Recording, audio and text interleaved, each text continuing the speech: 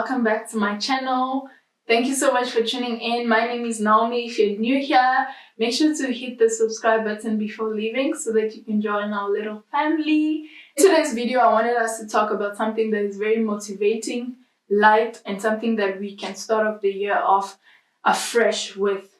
And today's topic is the parable of the talents, found in Matthew 25 from verse 14 to 30. And we're going to be reading that now. So Matthew 25 from verse 14. For the kingdom of heaven is as a man traveling into a far country, who called his own servants and delivered to them his goods. 15. And to one he gave 5 talents, to another 2, and to another 1. To every man according to his several ability. And straightway took his journey. 16. Then he that had received the 5 talents went and traded with the same, and made them other 5 talents. And likewise he that had received 2, he also gained other 2. But he that had received 1 went and digged in the earth and hid his Lord's money. 19. After a long time the Lord of those servants came and reckoned with them. And so he that had received 5 talents came and brought other 5 talents, saying, Lord, you delivered to me 5 talents. Behold, I have gained besides them 5 talents more. His Lord said to him, Well done, you good and faithful servant. You have been faithful over a few things. I will make you ruler over many things. Enter into the joy of your Lord. He also that had received 2 talents came and said, Lord, you delivered to me 2 talents. Behold, I have gained 2 other talents besides them. His Lord said to him, Well done, good and faithful servant. You have been faithful over a few things.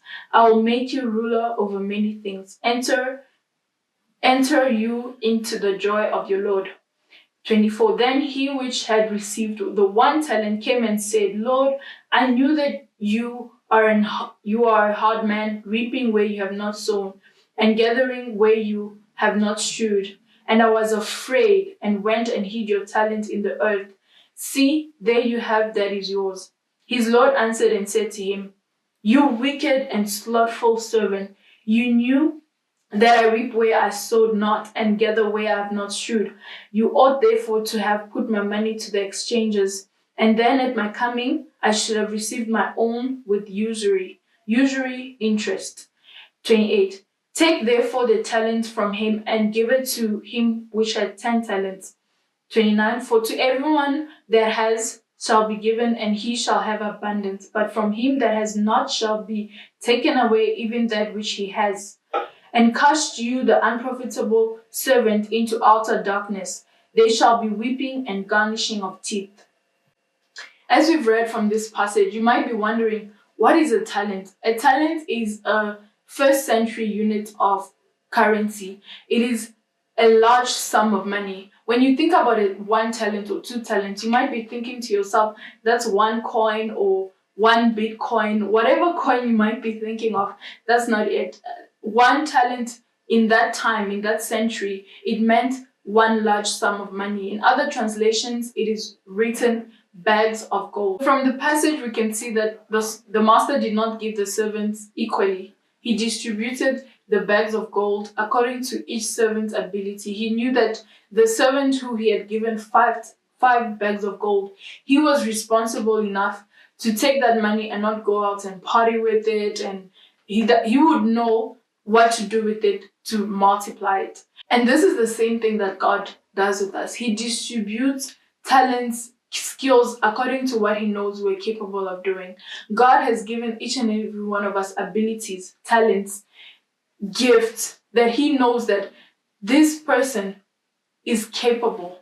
Don't ever doubt yourself. Don't ever doubt what God has placed inside of you, saying to yourself, well, there are people that are doing it better than me. Well, I'm afraid. Just like this servant, he said to his master, I was afraid. In verse 25, he said, And I was afraid, and went and hid your talent in the earth. This servant was afraid. That is why he did what he did.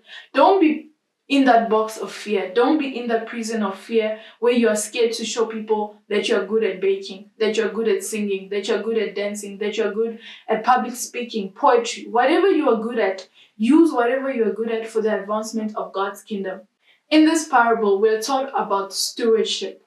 We're shown here that we as believers in Christ, we are given resources by God, gifts by God, and we ought to use those gifts very well, intelligently and diligently. We ought to use the resources that we've been given for the advancement of God's kingdom.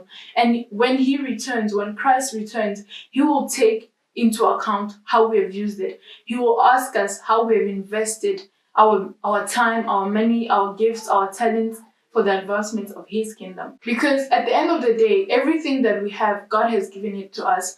Every single thing that we have, there's nothing that we own. Not even the breath that we use to breathe with. There's nothing that we own. God has given us the breath, the life, the skills, the talents, everything. God has given it to us. And He has given it to us so that we may multiply, we may grow His kingdom. We see in the passage that when the master returns, he is happy with the two servants who multiplied their talents. He's happy that they made a return. They made double of what He had given them.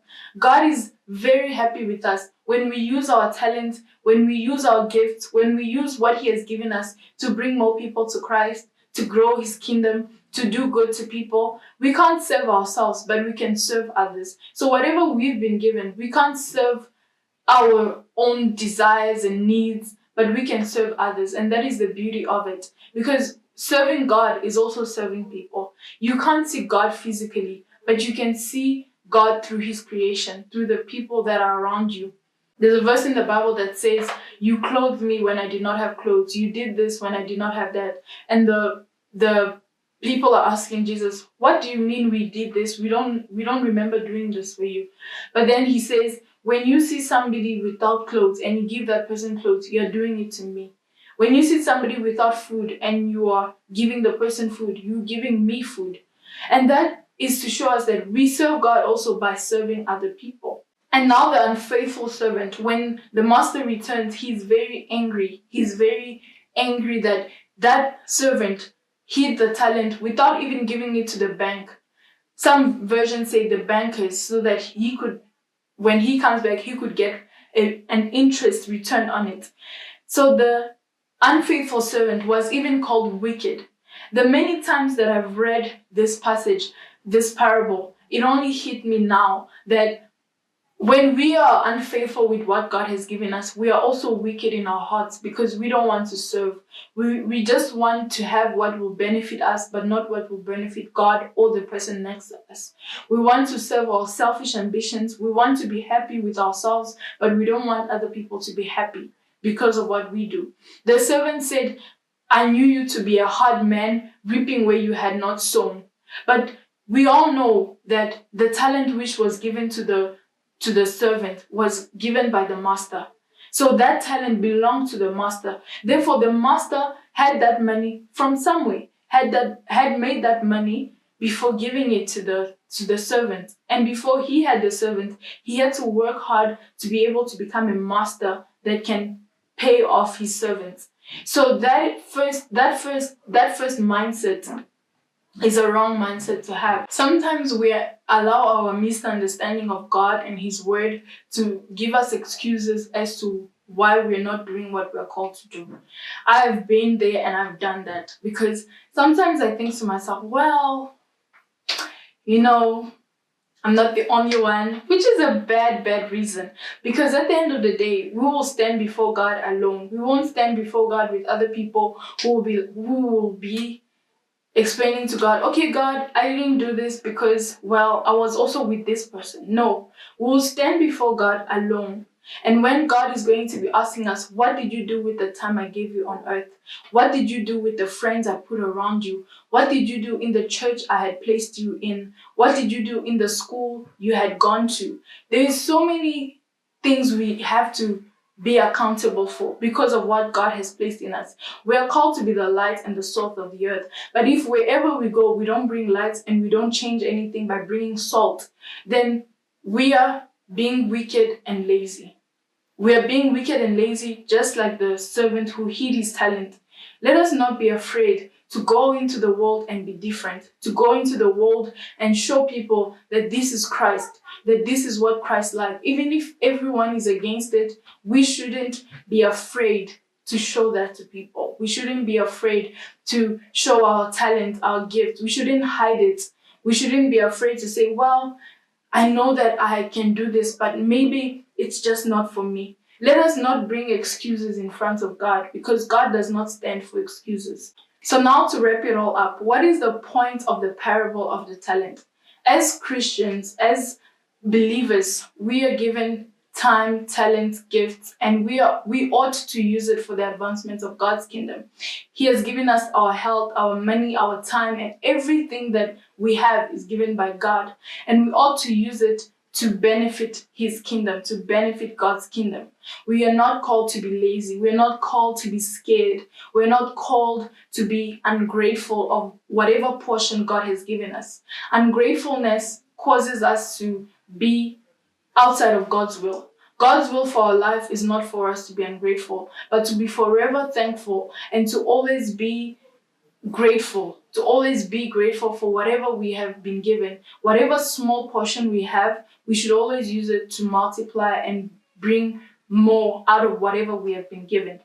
And the time will come when Christ will come back and Jesus will be here and He will ask you, what did you do with the time, the money, the people I put around you? What did you do with the skill, the talent that I had placed in you? And we will be held accountable as well for it. It's not enough to say, well, Lord, I didn't waste what you gave me. We need to demonstrate what we have been doing with whatever He has given us, with the abilities He has given us. We need to demonstrate that we multiplied it. We were fruitful with it. We need to demonstrate that. And we demonstrate that through the fruits that we bear, the works that we do as well. It is not just by saying, but also by doing. We need to take risk. God desires us to take risk, to share in His commitment, in spreading the gospel, in spreading God's word as well, in doing what we have been called to do in every area, in any and every area of our lives, whether it is financial, whether it is relationship-wise, whether it is business-wise. We need to show Christ. We need to show God's kingdom. The gifts that we've been given, we need to bring more people to Christ with them. And that is it for this week's video. If you enjoyed watching this video, please make sure to give it a thumbs up and share it with your friends, your family, your Twitter followers, anyone that you'd like to share it to. And if you'd like to watch more videos, make sure to click on any one of these videos. Hello everyone, welcome back to my channel. Hello everyone. Welcome to 2021. I was about to say welcome to 2020 part 2.